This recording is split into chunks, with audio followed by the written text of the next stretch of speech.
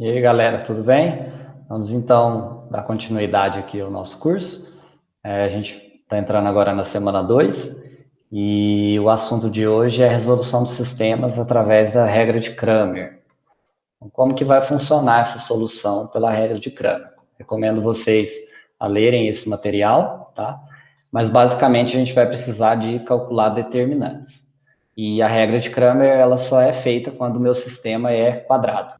Ou seja, quando eu tenho duas equações, duas incógnitas, três equações e três incógnitas, quatro equações e quatro incógnitas, né? O que a gente chama aí de sistemas quadrados. Então, esse determinante, a gente só vai fazer o cálculo dele quando a gente tem também ele diferente de zero, né? Porque se for zero, a gente não vai conseguir calcular o determinante por causa dessa minha regrinha aqui. Então, o que a gente tem, na verdade?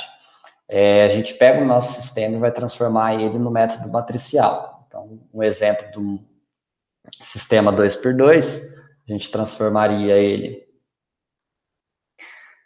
dessa forma. Aqui vamos colocar os coeficientes. Deixa eu colocar duas letras gregas para representar números. A gente teria esse sistema. Esta parte aqui vai representar os meus coeficientes, né, das variáveis.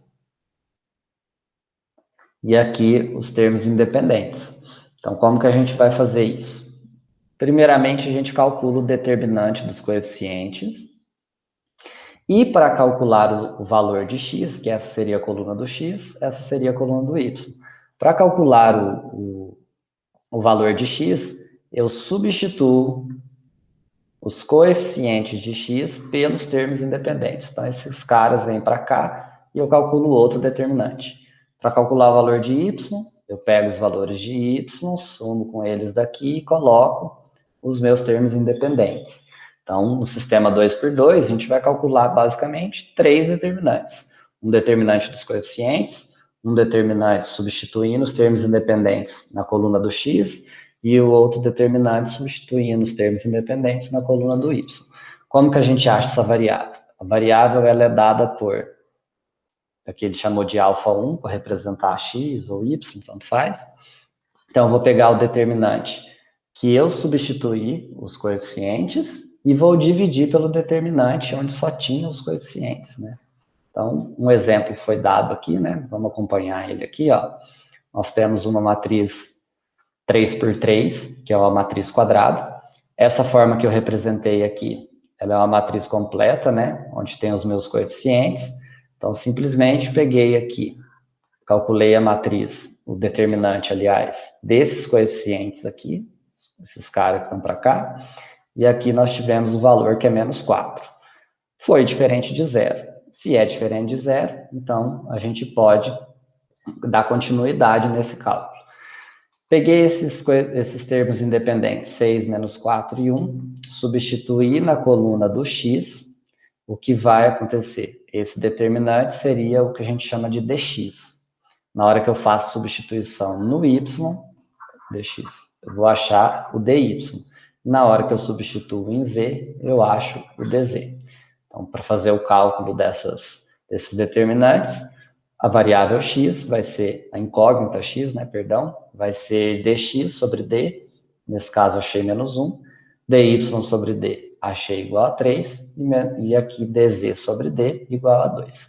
Vou fazer esse primeiro exercício aqui, para vocês verem que é bem tranquilo na hora de calcular. Então, deixa eu colocar ele aqui em outra página. Então, olha lá. Primeira coisa que eu vou fazer é colocar os coeficientes e montar minha matriz completa. Então, a gente tem aqui essa matriz 1 para x, menos 1 para x aqui, 4 para y e 0 para termo independente. 3 para x na segunda linha, 2 para y e 5 pelo termo independente. Vamos primeiro achar o determinante d, que é feita só pelos coeficientes. Então, seria menos 1, 3, 4 e 2. No caso de determinante 2 por 2, a gente faz diagonal principal menos a diagonal secundária. Principal, ela sempre vai caindo para a direita, tá? Ela vem do primeiro termo aqui e faz a diagonal para a direita. Então, nesse caso, o determinante vai ser menos 1, vou multiplicar por 2, menos a diagonal secundária, que nesse caso é 3 vezes 4. Então, aqui a gente tem menos 2, menos 3 vezes 4 dá menos 12. Devo 2, devo 12, devo 14. Agora a gente faz as substituições. dx, em vez de escrever os coeficientes menos 1 e 3, eu coloco os termos independentes, que é 0 e 5, 4 e 2. Diagonal principal, 0 vezes 2, menos diagonal secundária, 5 vezes 4. Então, 0 vezes 2 dá 0, menos 5 vezes 4 dá 20, totaliza aqui menos 20. E, por fim, o meu dy. Então, dy, eu mantenho a coluna do x, os coeficientes, e em vez de colocar 4 e 2, que é referente ao y, eu coloco os termos independentes, 0 e 5. Então, isso vai ficar menos 1 vezes 5, menos a diagonal secundária, 3 vezes 0. Tomar muito cuidado aqui, parece bobeira que eu vou falar, mas tem que tomar cuidado mesmo. Numa matriz 2 por 2, aqui a gente tem esse sinal de menos, toma cuidado, porque se os coeficientes aqui, esses números de cá forem negativos, na hora que eu for fazer a multiplicação, eu vou ter que fazer ali um jogo de sinal. Então, tem que tomar cuidado com essas bobeirinhas aí. Bobeirinhas que são importantes, né? Então, menos 1 vezes 5 dá menos 5, menos 3 vezes 0 dá 0. Então, aqui a gente tem menos 5.